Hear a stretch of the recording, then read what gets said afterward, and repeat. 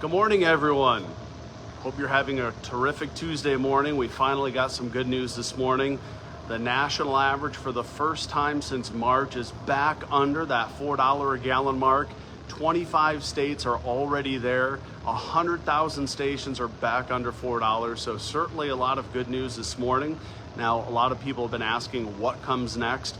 I do believe, for now at least, that the national average will continue to decline. We'll probably go down another 10, maybe 25 cents a gallon over the next couple of weeks. So the good news certainly doesn't end there. Obviously, we have some tropical activity happening, so we'll keep an eye on that. We have long mentioned that hurricane season could eventually push prices back up, so keep an eye on what happens in the Atlantic with interest. But for now, like I said, 25 states are back under that $4 a gallon average. So a terrific way to end up here in mid-August. GasBuddy had been anticipating that this would happen for the last few weeks, and here we are.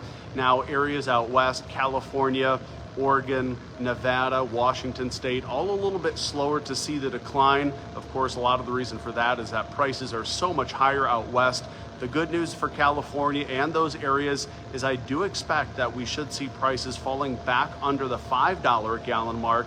California, Nevada, Oregon, Washington, but obviously it will take a little bit more time. So whereas the rest of the nation is cheering on the return of $3.99 gas, in California and the West Coast, I think we'll eventually get back under $4.99 a gallon. Diesel prices have also come down after peaking at a national average for diesel of $5.82. We're back to about $5.10 a gallon. So the good news for diesel is that prices also have been falling.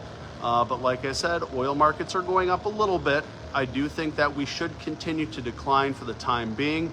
A lot of this happening because of economic concerns, the Federal Reserve continuing to raise interest rates. A very hot jobs report last week likely means that the economy is still very hot, and likely the Federal Reserve to raise interest rates, clamping down on the economy, and that's what could slow down oil consumption, and that's why oil prices have been declining so much in the last few weeks. Obviously, the Russia-Ukraine situation continues to have an impact. U.S. domestic oil production is continuing to go up. We're at about 12.1 million barrels a day of production. That's up close to 1 million barrels from last year. So we continue to move in the right direction. Gas prices continue falling. Diesel prices continue falling. Oil prices may go up a little bit, but gas prices still have maybe another week or so of catch-up to do. Obviously, we'll be watching that tropical activity that's off the west coast of Africa. That's a long way away. It's very low risk to the U.S. right now, but keep an eye on that. For now, enjoy the 25 states where prices have gone back under $4. If your state isn't there just yet, give it some time. Stations are passing along the decreases at a pace of about 2 to 3 cents a gallon per day. So I do hope that this is a sign of what we'll see more of as we get to the end of the year.